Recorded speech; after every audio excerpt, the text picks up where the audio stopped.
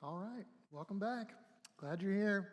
Hopefully, some of you were here last week or you watched online and you got to hear the teaching from Rabbi Jeff Adler. Did we enjoy that? That was great. And so he and I are basically the same. I'm gonna speak a lot of Hebrew. I'm gonna sing to you in Hebrew today. It's gonna be awesome. That is not true. That's a joke. He was awesome. I really enjoyed learning from him, and the Hebrew stuff is really cool. But we are going to do one Hebrew word today, but it's very simple, and it's in my wheelhouse, so we're going to be okay. But this series, we're jumping into Ecclesiastes, not a book a lot of people turn to voluntarily or just out of a love for it, because it can be seen as very depressing. And I don't want to mislead you. It kind of is for about 11 chapters. So, but we're going to just kind of wrestle with some of the truths that it presents and see how we can learn from what we're being taught here. Because I think it's unique in a sense that a lot of the, especially Old Testament books, we read them and it feels like a different world, doesn't it? It's like, man, they just did things different than us. Their customs and culture and all that was so different. It's hard to really imagine ourselves in that world, but a lot of the stuff in Ecclesiastes, it feels pretty relevant to life today. I mean, there's a lot of tensions there. There are paradoxes. There are contradictions where you're like, he just said that, and now he's saying this, and those things don't match up. And then there's just highs and lows. Sometimes he's joyful and life is great, and sometimes he's miserable and it's like, I wish I had never been born. And it's just all over the place. And I think that works well in our postmodern culture, that there are a lot of questions out there that, used to, we would pursue these yes or no answers, yes or no, black or white, good or bad. And now we just kind of have to wrestle with tension sometimes, that there's not a yes or no on some questions. It's both, or it's neither.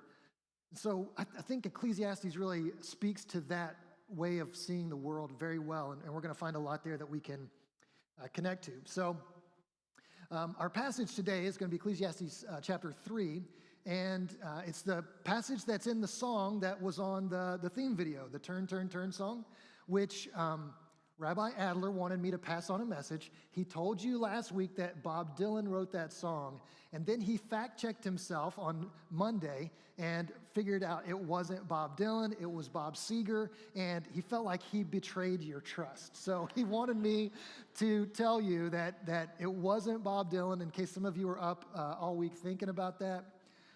It was Bob Seger. So anyway, the song is taken from this text that we're going to read today, and it's just about time, how we view time. I think most of us have had experiences where we've just been smacked with the reality that life is short. Have you had those moments, those experiences? Maybe somebody that you care about got a diagnosis that just kind of hit you, and you're like, man, life is short. Maybe someone that you love passed away, and you thought, man, that's just not right. It's life is so short, and it makes you kind of go, I need to make the most of my time. I need to view my time differently. And then the moment passes, and we go right back to being sort of calendar-driven people.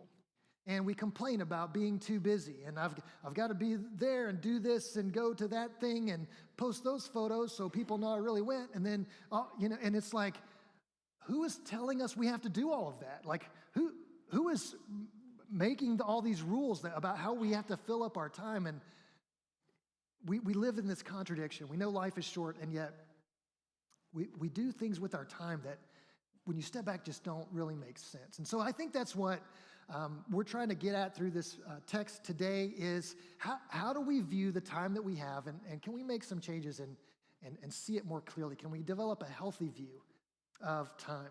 So let's start with Ecclesiastes 3:1. If there's anything on the screen that is underlined, you may read or sing that aloud, your choice. There is a time for everything and a season for every activity under the heavens. Nobody went for the singing. So, okay. All right. I was counting on. It's all right. All right. A time to plant and a time to uproot, a time to kill and a time to heal, a time to tear down and a time to build, a time to weep and a time to laugh.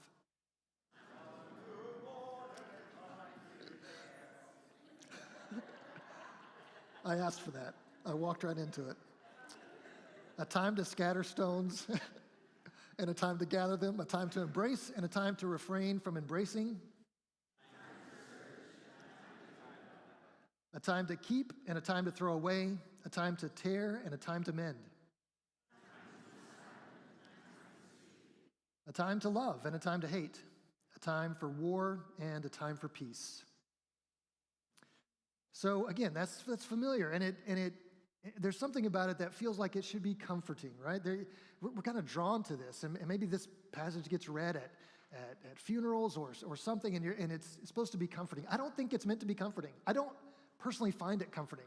If I was in a bad situation, if I was dealing with something difficult, a hardship, and you came and you put your arm around me and you go, Adam, it's just, there's a time for everything, and this is the time for life to stink for you, so that's not comforting to me. Like, please don't do that. I mean, it may be true, but it's not that helpful, which is a reminder of a principle that we should all maybe write down and live by, that not everything that's true has to be said out loud. So just keep that in mind.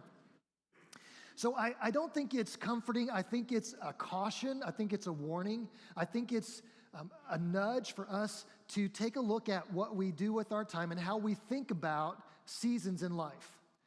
I think we want to have more control over the seasons of our life than we have. Do you agree with that? Like, we wish, I mean, if you're a farmer right now, Mike, you wish you had more control over the weather, right? Wouldn't that be great? If you could decide when it's going to rain and when it's going to be sunny, that would be wonderful. But you can't. We want retirement to come faster, or we want school to get over with quicker, or to not get over with because real world is scary, and we wish we had control over time, and we just don't. And I think some of this is just a reminder that, hey, if you're out there trying to control the seasons of your life, you're going to be really frustrated. You're just gonna stay like anxious about things. That's what worry is, by the way. Worry is our attempt to control things we can't control. It's our attempt to grab onto something that's not really there. That's what the word meaningless and vanity, which we saw in chapter 1, is all over. It's 40 times in this short book, this word that's translated for us in English, meaningless or vanity. But the Hebrew word, here we go. Hebrew word is hevel. Really simple. You can say that. Everybody say hevel. Hevel, you learned some Hebrew from me today. So just, put me and Rabbi Adler not on the same level. Hevel means that, he described it last week as like a fog, a smoke. So that it's something that looks like it has substance, but when you try to grab it, there's nothing there, right? That's the meaning behind this word. And so it's hard to translate that into one English word, isn't it? But it's something that we think we can grab onto, and when we reach for it, there's nothing there. Just like trying to control things that are out of your control, trying to control the seasons or the weather or your aging. You reach for it, and there's just nothing there to grab onto. It's hevel, it's meaningless, it's vanity. And so the encouragement is like, you can't control the seasons, so you can just let go of trying. You can let go of trying to manipulate and control and worry about and be anxious about the seasons of life that come on you. There's freedom in that, but it's difficult to do. For example, I think when we're in good seasons, it's tempting to fall into the mindset that this is what I deserve. This is the life I deserve. I've worked hard. I've paid my dues. Yeah, things are going great for me because I earned it, right? And if we get into that mindset, then that's a season in life.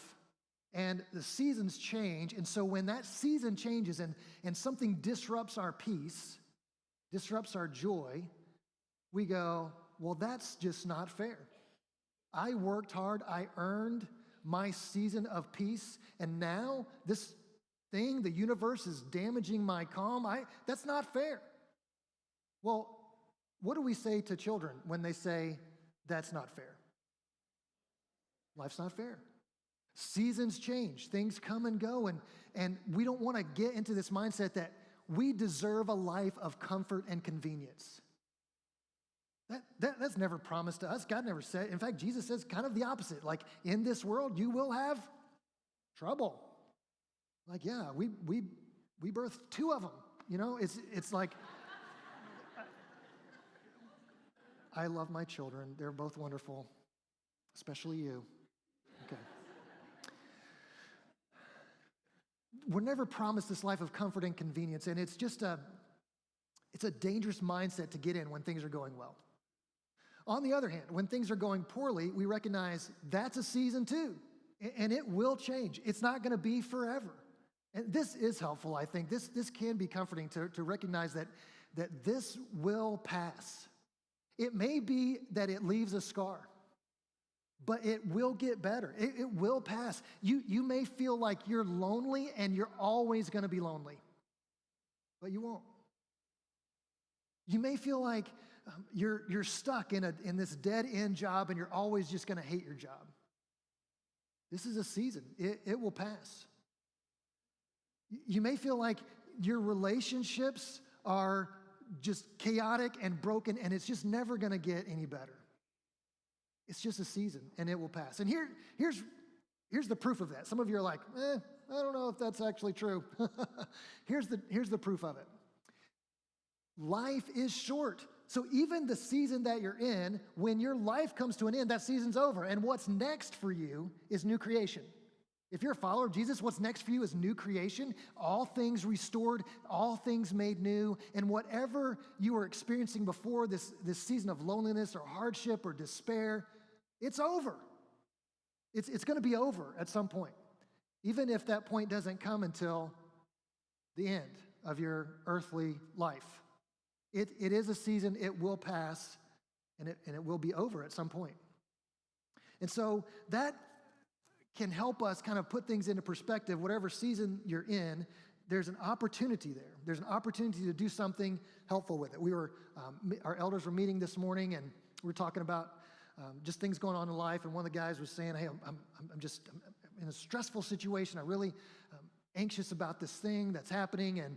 But he said what he wanted was an opportunity to make something good out of it, an opportunity to be the kind of person who can reflect, God's character through this situation. So it wasn't even asking that the situation change, but just that his attitude about the situation changed so that something positive would come from this experience. And I think that's kind of what we're talking about. Like, even in this season, even when it's raining, can I find ways to bring sunshine into this opportunity?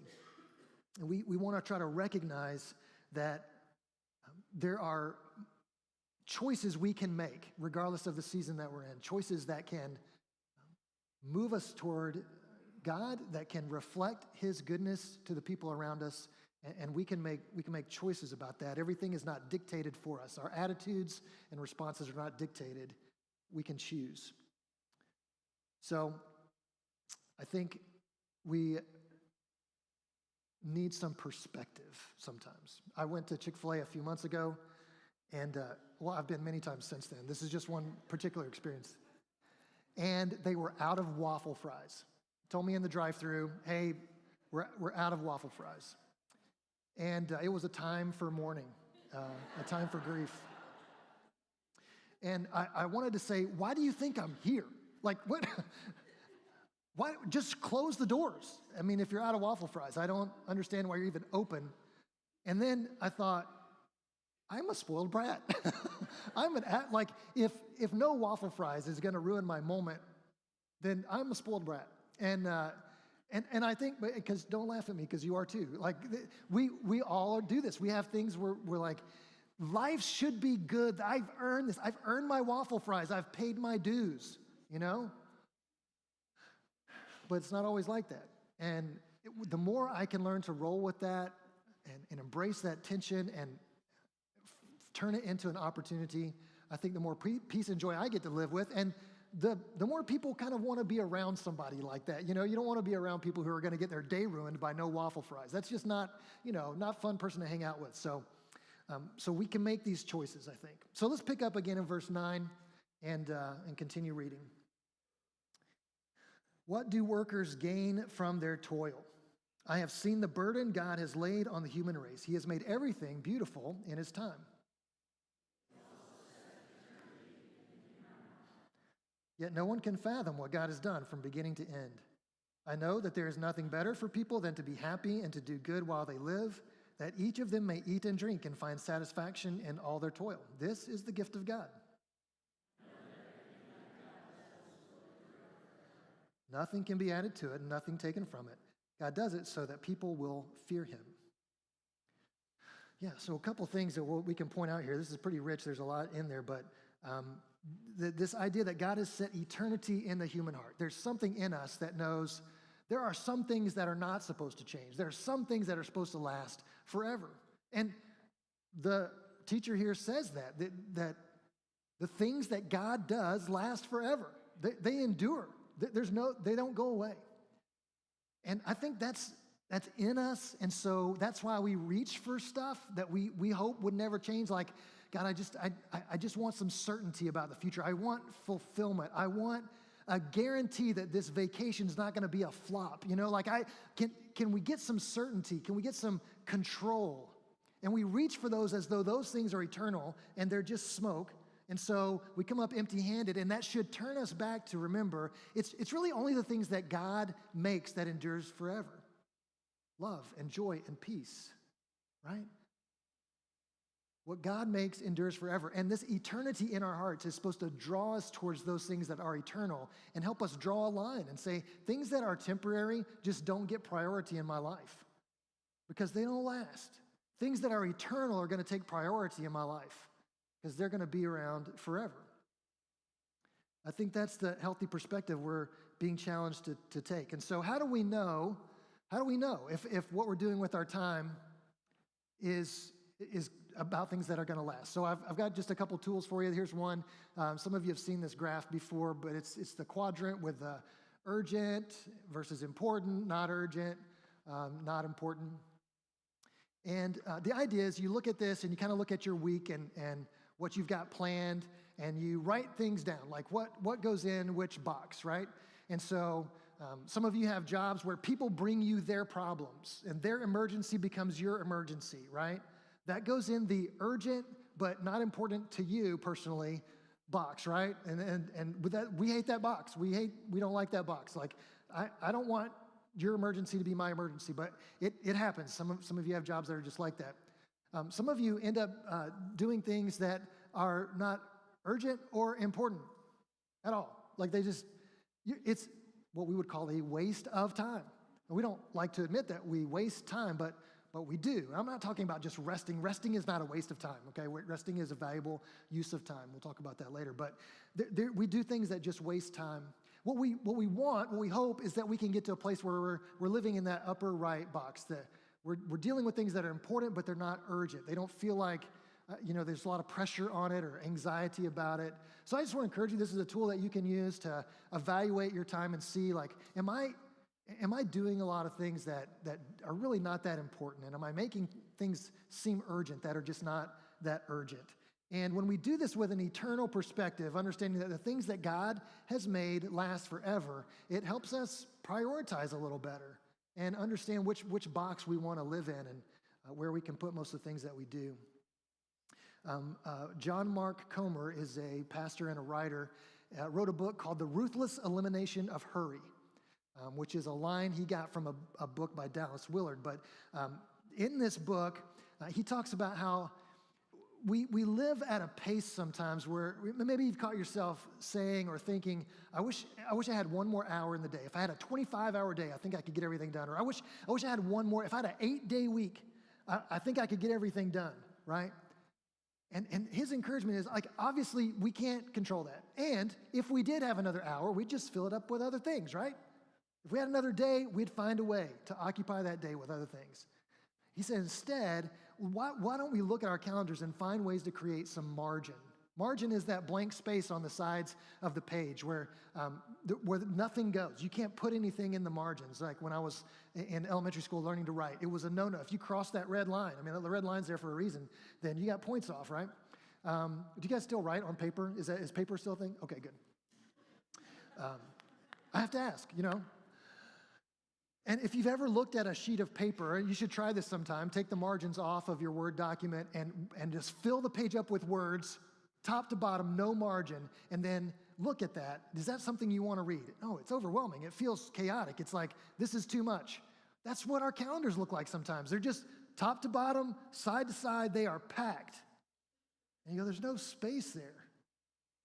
Or if there is space, then it gets filled up. If you don't intentionally block it off, something will occupy that space, right? Something's going to come along that's going to fit right in that empty slot that you thought you had. So the idea is, what if you just created some margin and said no to some things? I mean, we're not talking about saying no necessarily to bad things. I assume that you're not scheduling sin, right? You're not like putting it in your calendar on Saturday morning, I'm going to lie to my wife. Like you're not putting that on your calendar, right? The things that are on your calendar are good things. They're all good things. I believe that about you. But they're not always the best things. And sometimes we let the good things get in the way of the best things. We let the temporary things get in the way of the eternal things. And so what if we could just take a different view of our time and say, you know what? I mean, God created the Sabbath for a reason. This day of rest where we spend time with God and our families and we just block that off. Like there's a reason God put that in, because he knew that humans will absolutely just blitz through the days without stopping if we let ourselves. So what if you just took a time, some of you are like a whole day, 24 hours of rest. Wow, that's impossible. Well, I mean, work your way toward it. I think it is possible. And it's what God created us for, this rhythm of work and rest. Not a balance. I think a balance of work and rest is hevel. It's smoke. You can reach for it. There's nothing there. You're not going to ever feel like, my work and rest are perfectly in balance. But you recognize the seasons and you go, this is a busy season, so I better schedule some rest. I need a rhythm of work and rest. Rhythm is attainable. Balance, I think you're always going to feel frustrated. So shoot for a rhythm of work and rest. And then we have to think about it from this perspective. What if it's true that the way we spend our time reveals who we are? If it's true that the way you spend your time reveals who you are, your habits, your practices, your routines, your rhythms reveals who you are, then what is your calendar saying about you? What is it saying about you that you spend the time the way that you do? From that book, The Ruthless Elimination of Hurry, John Mark Comer writes, "For many of us, the great danger is not that we will renounce our faith. It is that we will become so distracted and rushed and preoccupied that we will settle for a mediocre version of it." I gotta tell you, that hits home for me. Like, it's not that I don't love God. I do love God. You love God. You believe in Jesus. You think God's word is powerful. And yet, when we're honest, we're probably not living the lives of faith that we could be, or that we sort of aspire to in our most holy moments. We kind of go, I'm sort of disappointed in myself, you know? I'm settling for something less.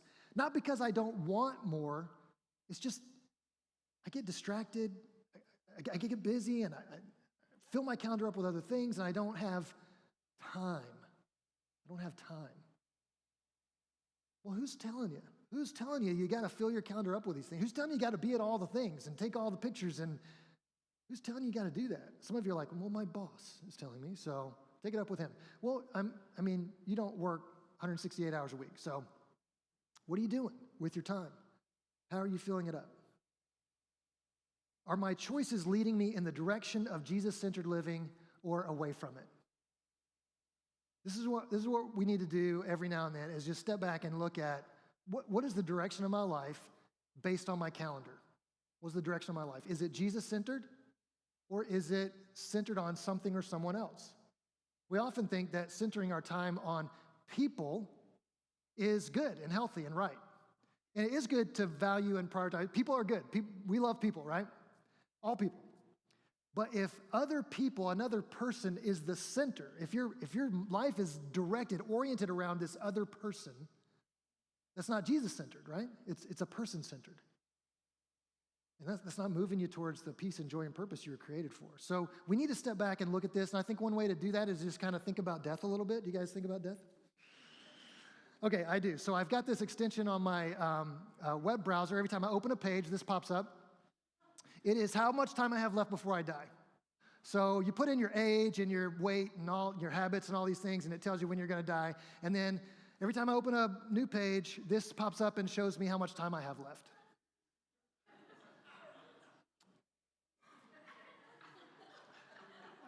Why? I don't know why we're laughing. My wife hates it, won't look at it. And you're like, oh, that's really morbid. What is wrong with this guy? It's supposed to be like inspiring. It's supposed to make me go, man, my time is running out. Like every minute that goes by, I have less time. However long I live. That thing's got me dying at 81. I'm like, I thought I would do better than that. But, you know, we deal with what we've got, right? What do you do? Like, if it's counting down, shouldn't you take stock? Shouldn't you take a moment to go, well, what am I, these minutes and hours and weeks and months are passing by. What am I doing with them? Am I just caught in some kind of cycle that I'm just living the same, like groundhog, I'm living the same day over and over again? Or am I being intentional? Am I doing what I'm doing on purpose? Or am I just caught up in something that I can't control? So I just want to invite you to get the death clock on your, no, you don't have to do that. Some of you will, and some of you are like, never will I do that. And that's fine. We're different people. But I do want to invite you to look at the time audit. There's an evaluation thing, I hope, in your seats. You guys have that? It's a time to evaluate sheet. There are two sheets there. One is the information update, and I'll go ahead and plug that. If you would please, everyone, please fill that out. That would be great. But the time evaluation thing is for you to take home, maybe sit down with your family and do this. Now, this is not a desire to shame or guilt anybody. This is not, I don't want to know what you write down. It's none of my business. I don't have like targets that I'm setting for you, like you need to have this many hours in this and this many hours in that. Nope, that's all between you and God. But I do think it's important to look at it and to take time and write down, fill it out. Maybe over lunch with your family, you fill out this evaluation thing, and just to see where you are. I mean, you go to the doctor for an annual checkup just to see where you are physically, right? So why not do a checkup of your time? Just how you doing? Where's your time going? What does that say about you? What does that say about what matters most to you? And when you look at it, do you see any need for change? Do you see something that you wish wasn't there? Right? Most of us, when we look at our screen time, we see something that we wish wasn't there. We're like, oh gosh, do I really? Like, how much? When you start adding it up, you're like, oh my goodness, what am I doing with my life? That's good. That's a healthy process. We need to do that. And so I just want to invite you to take that home and fill that out together with your family and just see if there's any changes that you want to make. Here's why this matters. I think it's important that we're in a place where we can take advantage of the opportunities God gives us. If there's no margin in your calendar, where does God have room to move into your life and do something that you don't have planned? Oftentimes, something is going to happen in your life that will create time in a way you didn't really want that to happen. Like something is going to force you into that. So let's just choose it. Let's just be proactive and choose it, because God wants us to make the most of our time, the moments that we have. Jesus talks about this in a couple examples in the New Testament when the Pharisees criticized Jesus' disciples because they don't fast. They're like, hey, we fast. John's disciples fast. Why aren't you guys fasting? You guys just aren't very holy. And Jesus says, well, the guests of the bridegroom don't fast when the groom is with them. There will come a time when they will fast, but now's not the time. We're making the most of this time, right? And another point, he looks at his disciples and he says, guys, the fields are ripe for harvest. It is time to go and harvest souls. Let's make the most of the time. And I think that's what we want. We want to be available for God to step in and interrupt our calendars, and we can partner with him in the work that he's doing in the kingdom. So when we get to do that, when we have the freedom to do that, we have an opportunity then to be a blessing to people, to share what God's doing in our lives, to meet needs, just to have our eyes open to what's going on around us in a way that we can't if we're locked in on our own stuff. So I just want to invite you to examine that today. Would you stand? We're going to close with a word of prayer. And as we think through this, again, we're not looking to shame anyone. The goal is not for you to walk out feeling terrible about your time use. The goal is to say, how can I make the most of the time that I have? What changes would be a benefit not only to me and my family, but actually probably to the other people around me as well? Can I create some space for God to move in and work through me for something that's not in my plan? Because when we're free like that, if a whole group of people like this was free to be interrupted by God and used for his glory, then that kind of thing can change a community. It can change your neighborhood. It can change your workplace. It can change your school. So I just want us to close with prayer and see what the Holy Spirit wants to do in us this morning. God, thank you for this challenge. It's a conversation we don't often like to have, but God, we know that you want to be active and involved in our lives, and you want us to center our lives on Jesus, and we know that our calendars and our busyness and our view of time can get in the way of that. So we pray that you would move in our hearts this morning through your Spirit, help us to see where we need to make some changes and reprioritize, do things a little differently so that we're moving in the right direction and that our lives become a blessing to the people around us. Would you do that in us and through us? In Jesus' name, amen. Thank you for being here. You're sent to be salt and light in a world that desperately needs Christ. God bless you.